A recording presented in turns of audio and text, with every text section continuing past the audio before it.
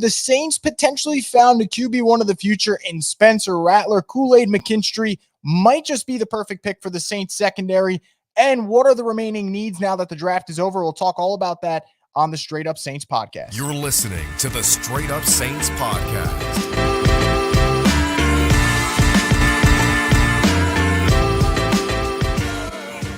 What is up, Who Dat Nation? Welcome back inside another edition of the Straight Up Saints podcast. I'm your host, Chris Rosevoglu, and as always, we're brought to you by Scott Fickner, Injury Lawyers, and by Crystal. So the draft is all said and done. The Saints have made their picks. They've signed their undrafted class of rookie free agents.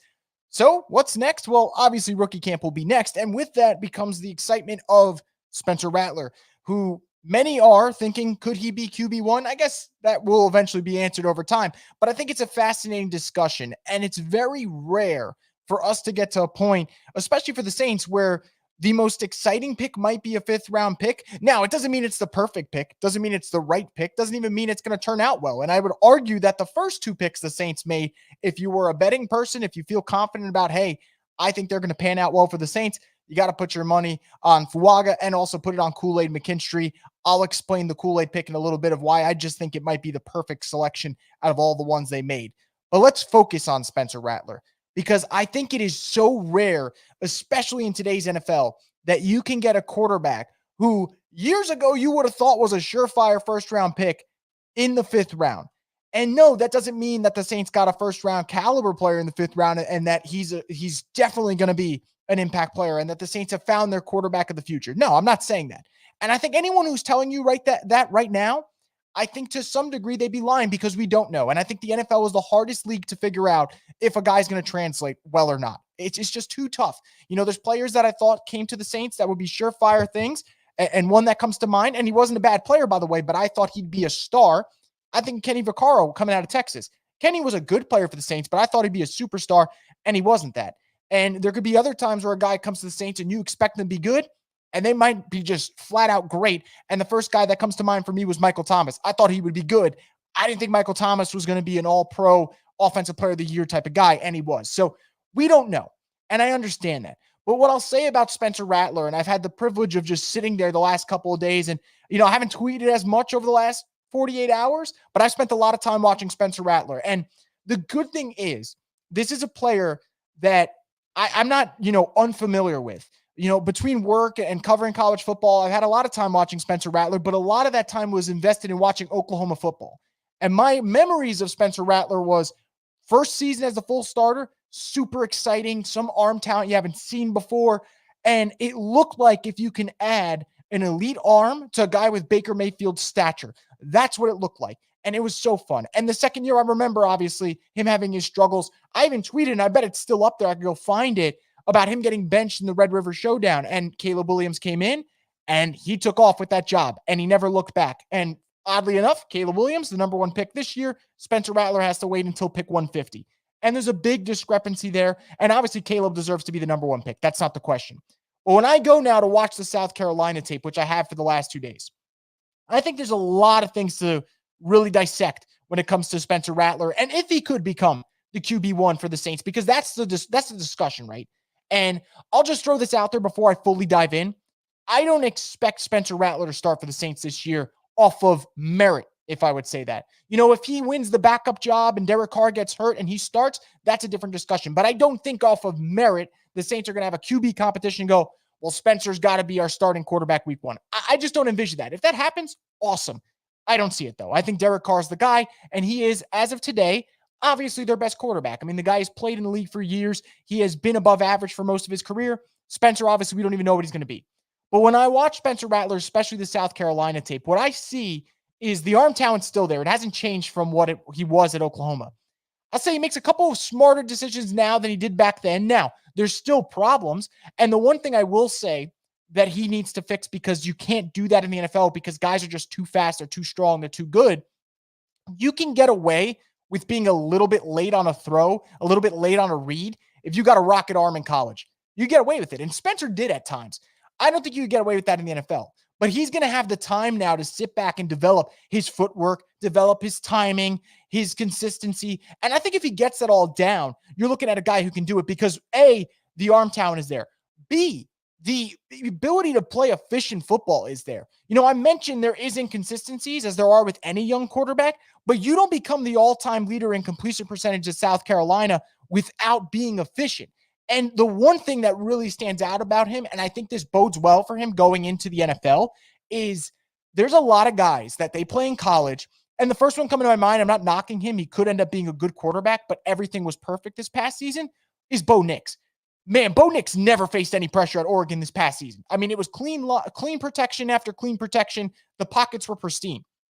At South Carolina, I mean, it was pretty much snap and pray. And it got to the point where Spencer Rattler, if you look at the statistics, faced the 4th highest pressure rate in the nation. Not in the SEC, not in the Power 5, the nation, 4th highest pressure rate. So for you to come out on the other end of that, in the moment it stinks. In the moment it could hurt your stock. And there's no doubt about it. I imagine if you had a cleaner pocket, maybe the numbers are better. Maybe that leads to him getting drafted higher. I like that he's been through that. Off the field, he's been through adversity. It might be viewed as a negative, right? And there's reasons why Spencer fell. And I know people mentioned the Netflix show. I think it's ridiculous to judge a 17-year-old. You're not what you were then. But he's been through it. And he's come out on the other side of it. And I think that's going to help him because I do think there is a level of humbling that a lot of these players have to go through when they get into the NFL, especially that second year. Spencer's already been around it. And that is helpful with maturity. Again, needs to be more consistent, needs to work on footwork. But, you watch the South Carolina tape, watch tape against Florida this past season. Fantastic. Watch the first half against Georgia, which was the number 1 team in the country for pretty much the whole season. And then see when the line collapses in the second half and how everything unfolds and you realize, man, this South Carolina team is so dependent on him making something out of nothing. It's tough. It is tough. But when things are perfect for Spencer, and they weren't always at South Carolina, he had some damn good games. Go to 2022. If you're looking for a game to get impressed, I would say 2022 tape against Tennessee. That is everything's perfect. Look at what he's able to do.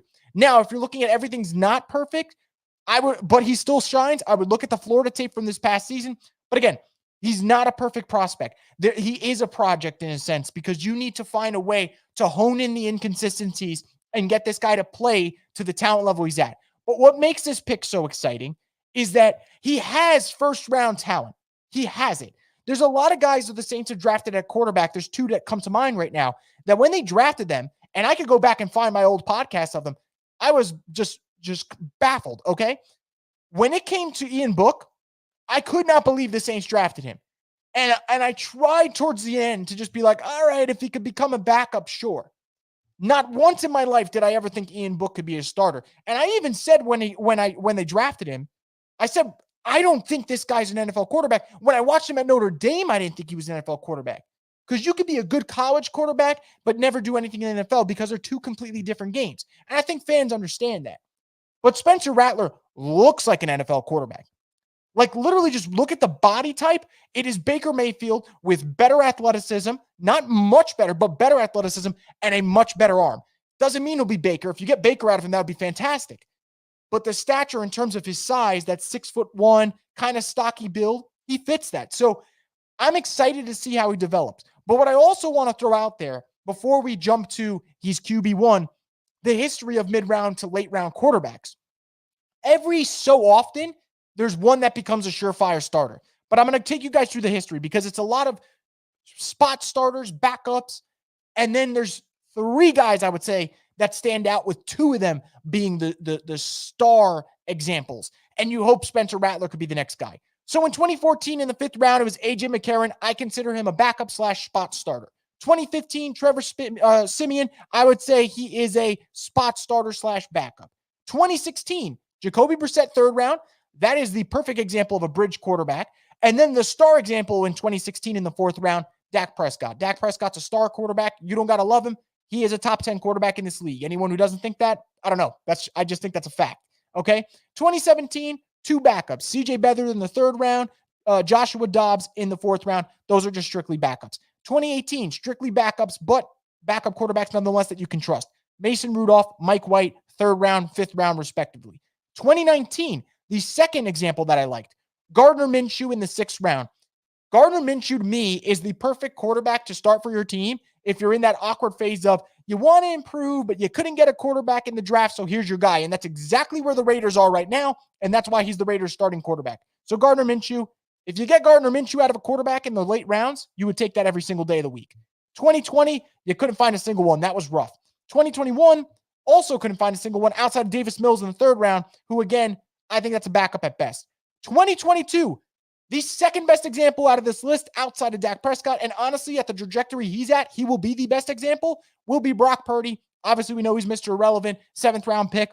What he's done is remarkable. And then Aiden O'Connell in 2023 as a 4th-round pick. So, Purdy and Dak, those are the two best examples, but I think Gardner's another good example. These guys, you don't get a quarterback in the late rounds very often. It's not impossible. From 2023 to 2014, we've had 3 that I consider starters with Gardner Minshew, Brock Purdy, and Dak Prescott. So it's not impossible for Spencer Rattler to become a starter, but it's important for us to temper our expectations because of the history of these quarterbacks and how tough it is for them to just flat out become the next big thing. So I think the talent is there. There's no doubt about it. And I think that's what makes this very exciting, because even with Jake Haener, I think Jake Haener is a gamer. I really do. Just go watch his Fresno State tape. I think he's a gamer. But you can see certain guys' builds, the velocity on the throw, and you wonder, like, is it going to work in the NFL? I think it could work for Spencer. He's just got to become consistent. So I'm excited for him. And, you know, I'm eager to hear about rookie minicamp. I'm eager to see him in the preseason battle. And before I get on to the next subject, I'll just say this. If Spencer Rattler wins the backup quarterback job this year, and the good thing for him is there's no disadvantages in the playbook. It's a new system. So Jake doesn't have an advantage. Derek Carr doesn't have an advantage. Nathan Peterman doesn't have an advantage. Like, you're all learning the same system at the same time. You know, if he wins the backup job, I would say that is a very, very good outlook for him to become one of those guys that you can really start to get excited about. Doesn't mean he's going to become the long-term answer. But all of a sudden, there's that optimism that creeps in. If he can win the backup job this year. But again, we'll see. It is only April 30th. We're not even into May yet. We're about to, obviously, but we're not even into May yet. And I don't want to put unfair expectations on Spencer Rattler. But the talent is there. And don't underestimate how much the power of being humbled and having to kind of deal with that fire inside can lead to you. And I'm not saying because Spencer Rattler fell, he's automatically going to become a good quarterback. That's just, it's not how this thing works. But you'd be surprised. For some guys, it's like a light just turns on, a switch turns on, and everything starts clicking. And you hope that's the case for Spencer. So we'll see. Now, I'm going to shift gears over here. We're going to go from Spencer to Kool-Aid McKinstry. And then obviously after this, we will switch over to the comments that you guys put in the chat. You know, I think that it's going to be interesting to see how this goes. But let's go to Kool-Aid, guys, because this is a pick that, yeah, when it gets made at 41, you're not like upset with the player. Everyone knows Kool-Aid McKinstry is an absolute dog, and you know that that's the type of player that, from a value standpoint, is phenomenal. The question is, did the Saints need a cornerback? That is the question that everyone asks. What I would say is, A, they did need a quarterback, and B, I don't care if they did or they didn't. I think the Saints, which they smartly did this year, should be in the market for, give me players that are good. Not what is the need. If it fits the need and they're good, like Fuaga and Christian Boyd, great.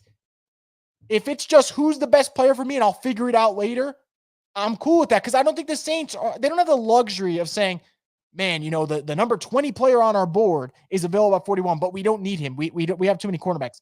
They're not in position to do that. In my opinion, they're not. So you add Kool-Aid McKinstry. Why am I so confident in the pick? A, which, you know, I spent exactly my entire Tuesday pretty much watching him. The IQ of this kid, off the charts. Like, you could just tell he's a really smart football player. Active hands everywhere. I mean, there were pass breakups where I'm watching, particularly one against Texas and a couple against Kansas State, where I'm like, how the heck? Like, that's a veteran DB making that move at the collegiate level. I love it. Now, is he too physical? Yes. And again, that's a concern with a lot of these young corners, and they got to rein that in so they don't get penalized, because obviously, you know, it's just flags galore when it comes to the DB position in the NFL. As a rookie, you get penalized an awful lot. But high IQ, incredible energy he plays with, very active hands. And I know I'm about probably one of the biggest Dennis Allen haters in the world. I get it. I'm super critical of the head coach of the Saints. But he's so good at coaching DBs up.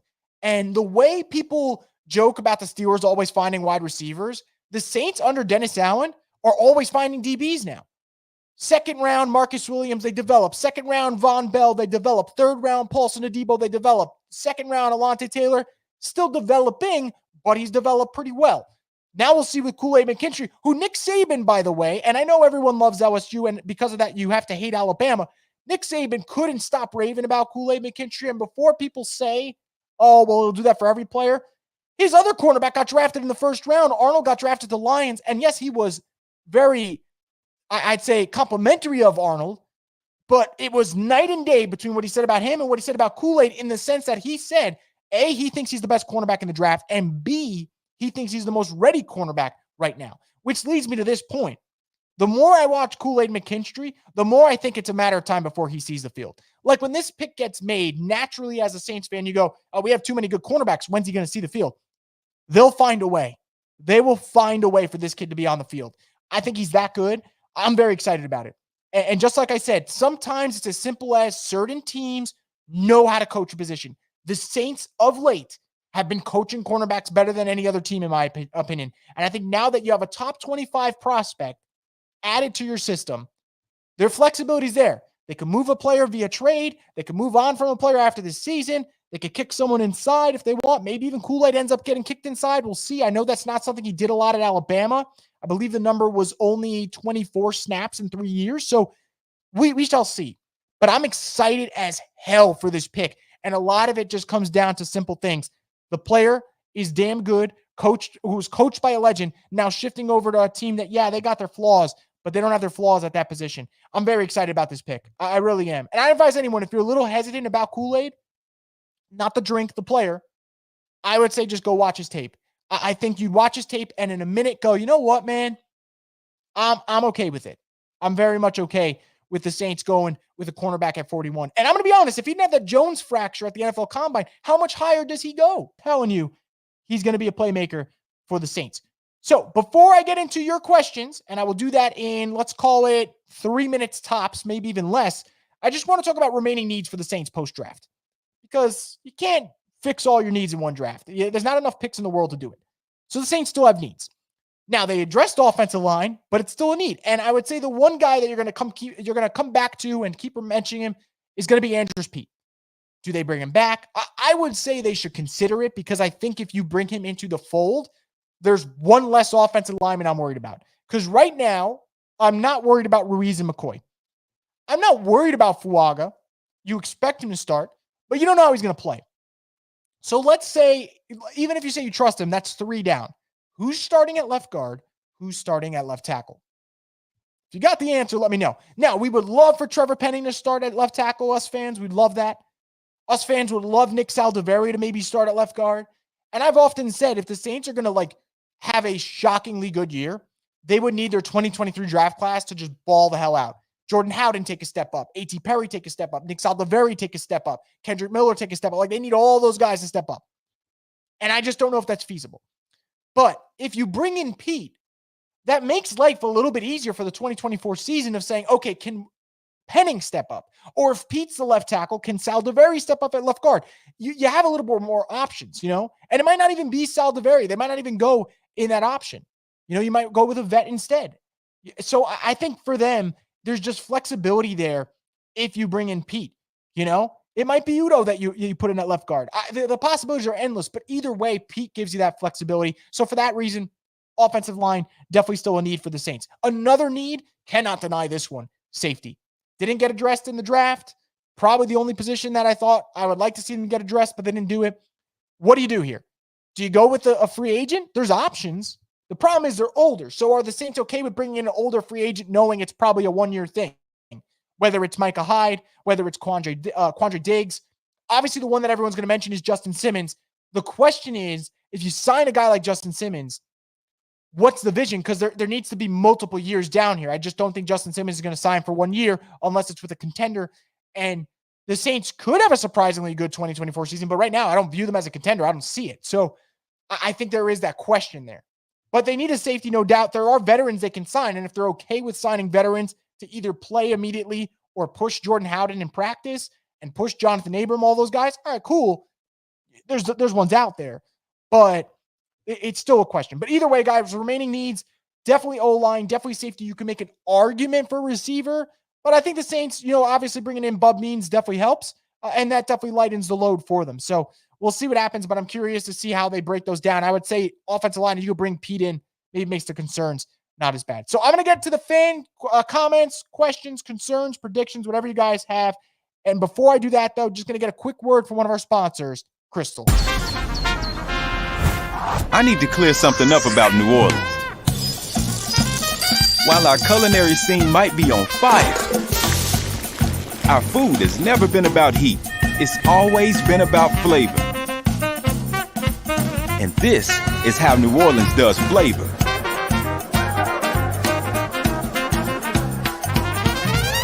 Are we clear? Crystal. How New Orleans does flavor. Once again, thank you to Crystal for being part of the program. We greatly appreciate it. Now that we have those segments wrapped up, going to get into any comments that you guys put up. I saw a lot of you guys just chiming in the chat, letting me know you're here. Appreciate it all. So let's get to it. Nola Gang Podcast says, I think Rattler could be the next QB for us, but if he ain't, it's not a bad wasted pick since it's a fifth rounder. Yeah, I think the reward greatly outweighs the risk. The Saints have burnt fifth round picks before, and I didn't mean it to be rude. And I tweeted about it the other day, and I was kind of like, man, I probably could have worded it better because it kind of felt like I knocked him down. But I said the Saints drafted Rick Leonard in the fourth round. I'm okay with them drafting Spencer Rattler in the fifth round if it doesn't work, because Rick Leonard never did a thing for the Saints. And I guess in the moment, yeah, it sounds clever and it's right technically. I probably could have worded it better. That was a little messed up, but it's the truth. Like when it comes to QBs, I'm okay with you taking that chance because if you hit, it changes everything. Like, look at the 49ers. The 49ers used 3 first-round picks about Trey Lance, but no one gives a fuck because Brock Purdy's that damn good for them. So I think if you can hit on a late-round quarterback, money-wise, crucial. Like, this is what we don't talk about enough with the Saints. If they hit on one of these mid-round quarterbacks that they've been taking, not only does that give them their quarterback of the future, not only does it give us fans that optimism, that light at the end of the tunnel that we haven't seen for the last 2 years, financially, you want to talk about getting out of cap hell, this would take them all the way out, and it would make people pissed about it. So it's a win for all of us around. But yeah, I agree. It's worth the risk. If you didn't hit it, all right, it's a fifth rounder. There's no guarantee if you use that fifth rounder at another position, you were automatically going to hit. It doesn't work that way. So I agree. Rachel says we paid too much for Carr. You want to say that? I'm not going to necessarily disagree. What I will say, though, and it's not me defending Carr. I'm almost going to say like the Saints can work around this right now. The Saints can and kind of have, whether it's knowingly, on purpose, by accident, have almost used Carr as a $40 million bridge, right? Because Carr is going to be a decent quarterback, and he's not going to be god-awful. Now, he was god-awful to start the season, but he really did turn it on towards the end, so I got to give him credit for the back half of it. You drafted a quarterback in 2023 in Jay Kaner. Now you drafted a quarterback with Spencer Rattler this year. So if neither one of them looks like they could be a backup or a starter at any point, and right now you focus on the backup side of it, then the Saints could just go draft a quarterback again next year, and they'd have the luxury of saying you don't have to start yet because Derek Carr could just start if we need him to. So he, to me, has kind of just become a $40 million bridge / safety net, which isn't the worst thing in the world because that's kind of what Derek Carr is. And yeah, it's on the pricier side, but quarterbacks are getting paid all the time. Kirk Cousins just got $45 million. And by the way, Kirk is better than Derek Carr. I'm not saying that he isn't, but Kirk just got $45 million, and the Falcons went ahead and drafted a quarterback. So, I mean, it kind of seems like bridge quarterbacks are getting more expensive now than they ever have been. Rachel says, I want to see how Rattler does. When is rookie camp? Let me pull up the date here. I had it written down, actually. Rookie camp. So it is May 10th to May 12th. May 10th to May 12th, rookie camp. It'll be tough to kind of gauge how these guys look because there's not a lot of guys out there. Obviously, you're dealing with a limited class. But it should be exciting at least to see how he fares in that environment. And if, what we saw in college, you see in the NFL where it's like an arm that just looks explosive, just kind of pops off tape. Nathaniel says Rattler is getting more press than our first-round pick. He won't impact the Saints this year. Won't impact the Saints this year.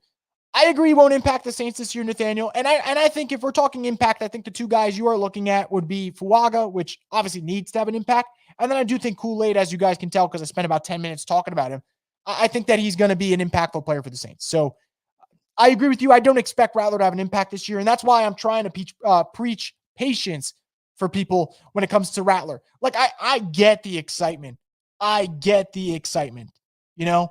But we also have to preach patience because these guys are rookies, man. There is a learning curve to it all. Even Brock, who I raved about, Brock started, I believe, in December when Jimmy Garoppolo got hurt. So even then, there's that adjustment period, and it takes time. Dak from the get-go got it going with Dallas. Also had a great supporting staff around him to kind of ease him in. Now, he was fantastic, but it kind of eased in the process. So we'll see. I don't expect to have an impact this year, but it is an exciting pick nonetheless. Mike says, it's crazy how much people are talking about a fifth-round pick in Rattler. I think it's the first time since I've been a Saints fan that there's been this much commotion about a day 3 guy. I think so as well. I see that as well. And it's not a surprise. It's because of who the player is. Like, if I go find way too early mock drafts from 2020, I literally guarantee you, at some point you will find at least one analyst who had Spencer Rattler as the number 1 overall pick. At least one. And there's probably more than one. There's probably a couple from that time. And that doesn't justify, the pick. Doesn't mean that Rattler's going to hit. But that's why there is commotion. Like, you're dealing with a guy who has known all he has known is the limelight since he's been 17. So, not a surprise. Mac says, what's up, y'all? What's up, Mac? Rambo says, rattlesnake time. It's about to be, right? We got minicamp coming up for the rookies. Obviously, OTA will come around. Training camp's going to be big. And then preseason, that's where we'll see if it's rattlesnake time or not. Mitchell says, if you watch him, he plays like Baker Mayfield with a ridiculously talented arm, and I don't even mean that as a knock. Yeah, I don't think it's a knock either. If people think saying that, he's got a Baker Mayfield stature, but with a better arm, think that's a knock, Baker balled out this year, man. Baker was the best quarterback in the NFC South, and before people say that's not saying much, Baker Mayfield, I believe, had 26 touchdowns and 10 picks this year? 28 touchdowns and 10 picks. Like, that's a damn good season. He got paid for it, as he deserves. Mike says, massive Kool-Aid fan. Not that my rankings matter, but he was QB1, cornerback 1, even after his down year in 23. Dude's a dog, and in my opinion, a future All-Pro. Well, first off, man, your rankings matter. I think as a fan, if you believe that was the best cornerback the Saints drafted, that should give you more excitement. You should feel more excitement about that. I strongly advise that. As for Kool-Aid and the hype around him, I believe it. And I felt that way too. I'm not saying everything matters about, competition, right? But when you play in the SEC, you're mostly playing against guys that are going to be in the NFL on Sundays. And that does matter. It doesn't mean that, guys like Quinyon Mitchell don't matter. Like, Quinyon Mitchell was awesome. And he might be the number 1 corner in this class, But I love the fact that Kool-Aid constantly, you're going up against the best. So I think that's exciting. As for your rankings, Mike, I don't knock your rankings one bit. I love that. And by the way, if anyone's listening right now and you guys are enjoying this show, if you guys do enjoy Boot Crew Media's content, as always, guys, if you can just smash the like button, we greatly appreciate that. And subscribe to the channel because we plan on hitting a lot more Saints stuff over the next couple of weeks. I feel the excitement is back for Saints fans, and boy, does that make me really happy.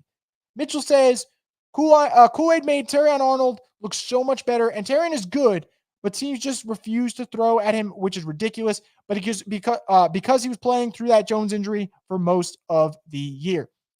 Look, when I watch them on tape, again, I think Arnold's a good cornerback too. I think Detroit got themselves a very good player, and I wish him the best, obviously. Kool-Aid to me, I just think he's a better player. And it doesn't mean that it's going to translate like that to the pros, but he just pops off the screen. And I love cornerbacks that pop off the screen. And if you just think about it for the Saints real quick, when is the last time they've drafted cornerback and it just hasn't panned out? Like, they're having a lot of success. And for them to go away from the relative athletic score, which they've been using for the last couple of years now, tells you they love this kid. Like, he is nowhere close from that score. Now, granted, it was affected by him having the Jones fracture. It would have been a better score if he wasn't hurt. For the Saints to go away from their usual, barometer of stuff tells you how much they love the kid. And if you listen to Dennis Allen speak about him, there is a clear vision for him. And I'm excited to see how that all unfolds. Paul says, Spencer Rattler will be the backup QB. Don't have much confidence in your boy, Haener. Yeah, we'll see. I think this is kind of a make or break offseason for Jake. Like, if Jake can't be the Saints backup quarterback, when's he going to be it? This is the perfect year. Nathan Peterman, the Saints brought in as a vet, but you don't expect him to be the backup. Kellen Mond has bounced around the league the last couple of years. Browns, Vikings. I believe the Niners showed interest, but I don't know if they ended up signing him. So he's been around. And now is the time for Jay Kaner to win the backup spot. And if he can't, I think that's just kind of a break for him in terms of make or break year. That's the break part. For Spencer Rattler, if he comes in and wins the backup job, that's great, Bad Juju says, my expectations for Spencer Rattler are that I have none. So he can only go up from there. But honestly, man, that's probably the best way to look at it. Like, if you look at it as, it's just a 5th round pick. If he gives us anything, I'll be pumped. You'll never be disappointed, Big Family says, ready to see him with some elite wide receivers. We won't need him until at least 1 year like Pat. Yeah, I mean that's the hope, right? Obviously, the Pat example is so rare because you have a rare talent with the rare coach with, the perfect bridge quarterback to kind of mentor him along the way. And, that's the gold standard example, which, by the way, reminds me, I'm not trying to make Saints fans upset here, but, if Pat learned a lot from Alex Smith, God knows what he would have learned from Drew Brees. That's neither here nor there, but it just always, gets on my mind. But I agree with you. The plan is not for Rattler to start this year at all. 2 years, 3 years down the line, sure. I mean, if he develops properly, but this year you don't expect it. Nola Gang Podcast says, I like the Kool-Aid pick.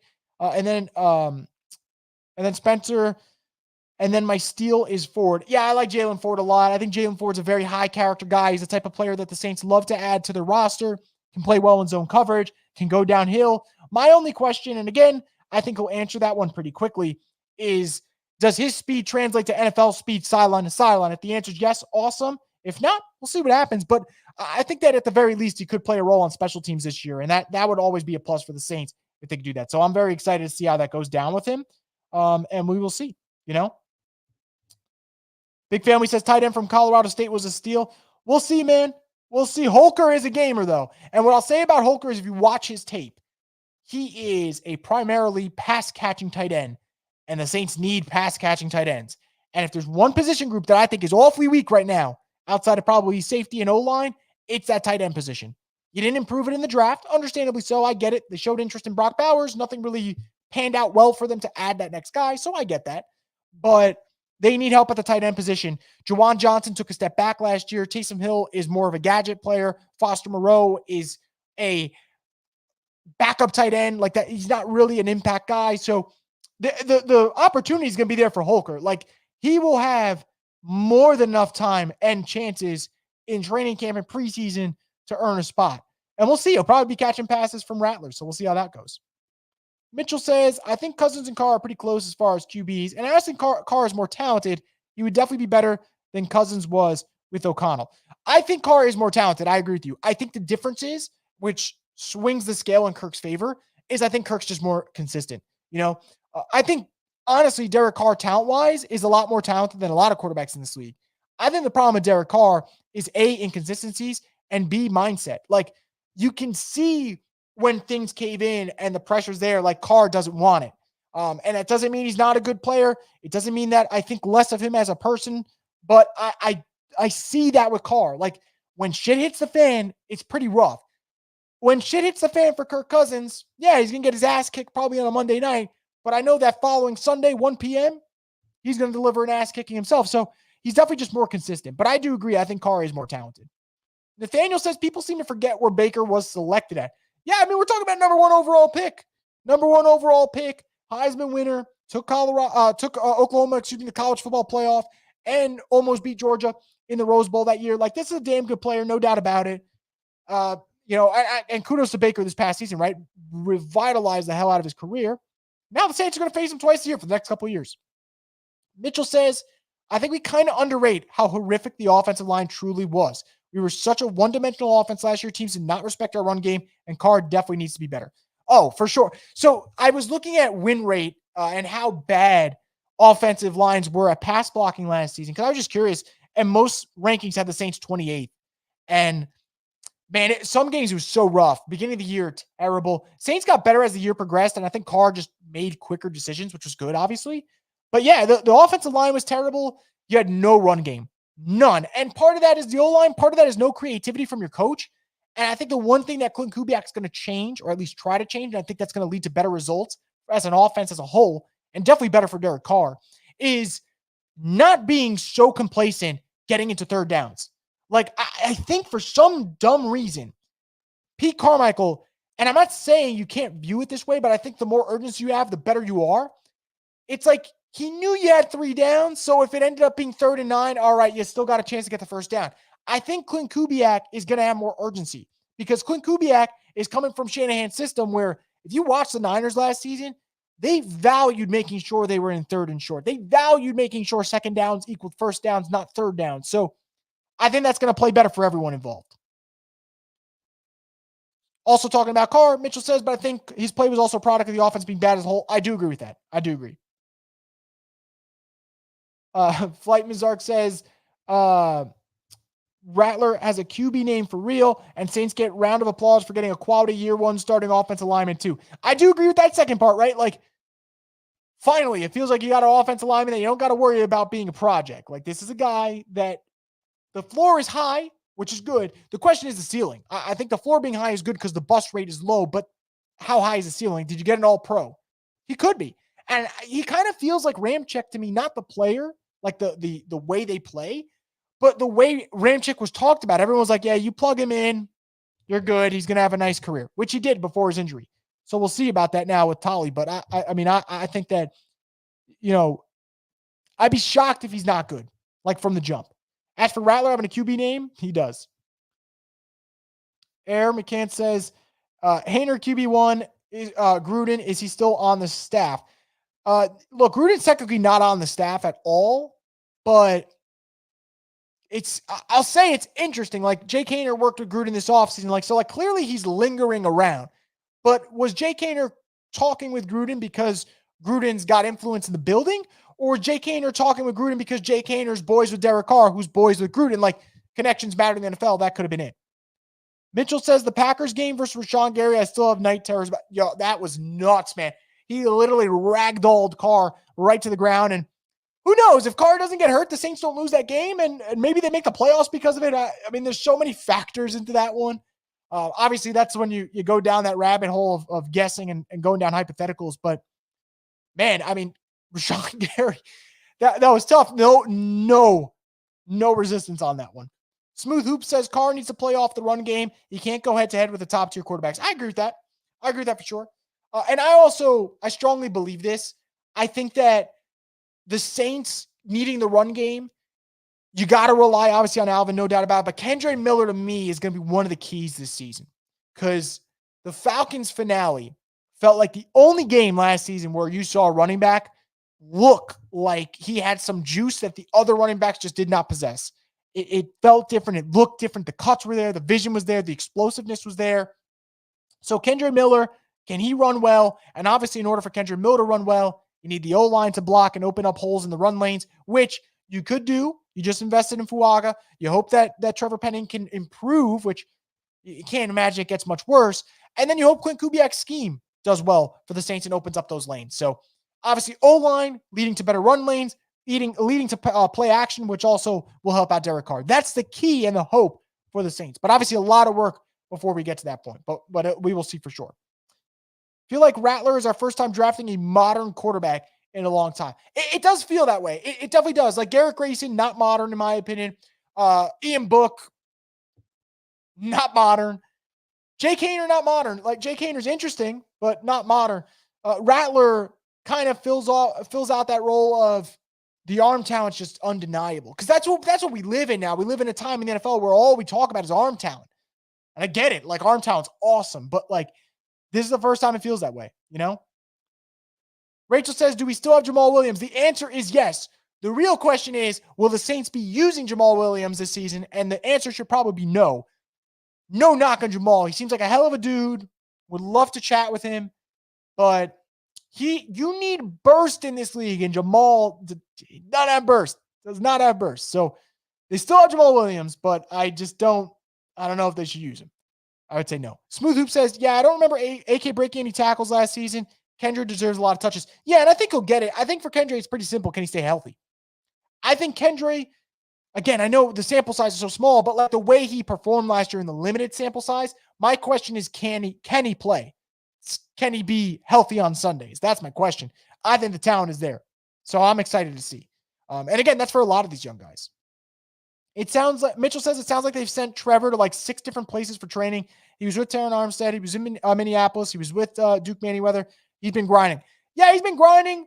Saints are starting to talk a little bit optimistic about him. Christian Boyd, for the former teammates with him at Northern Iowa, said that he believes he's going to have a breakout year. Now, obviously, Christian Boyd is going to speak positively about him, but I'll say the mood surrounding Trevor Penning has changed a little bit. A couple of months ago, and particularly at the end of last season, it felt like, man, there's no hope for this kid. Now it seems like they're going to leave the door open. And with no Doug Marrone in there now, new offensive line coach, you got a last crack at this.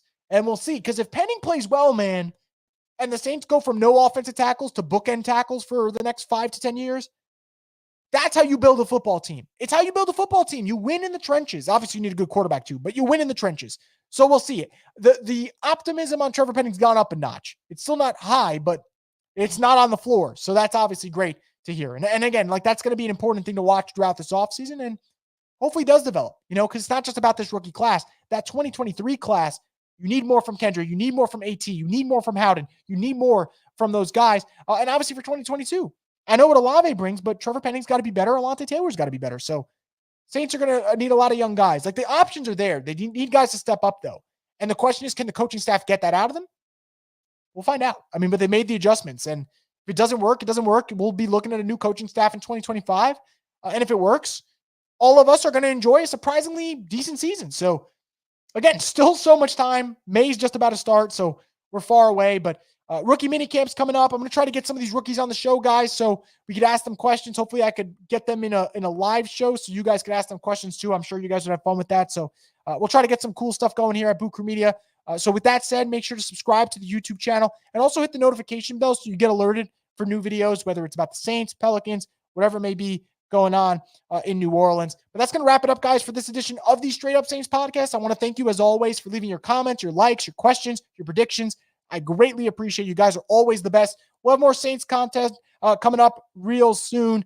But until then, guys, make sure to stay tuned to the Straight Up Saints podcast, the destination for the Who Dat Nation. Have a great night, everyone.